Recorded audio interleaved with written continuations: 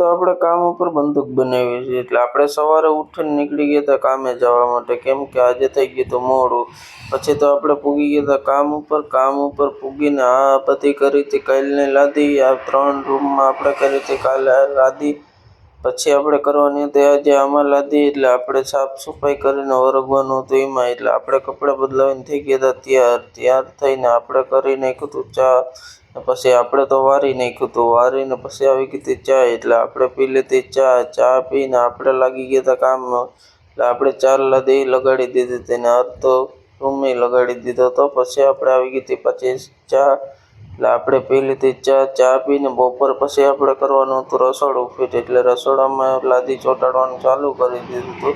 પછી આપણે તો લાદી ચોંટાડી દીધી હતી ને પછી તો ફિટ કરવા માંડ્યા હતા.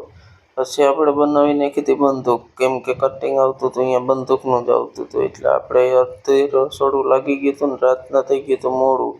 પછી આપણે ત્યાં હાથ પગ ધોઈને થઈ ગયા હતા તૈયાર, કેમ કે જવાનું હતું ઘરે ને નીકળી ગયા હતા ઘરે જવા માટે. અહીંનો બ્લોગ અહીંયા પૂરો થાય છે.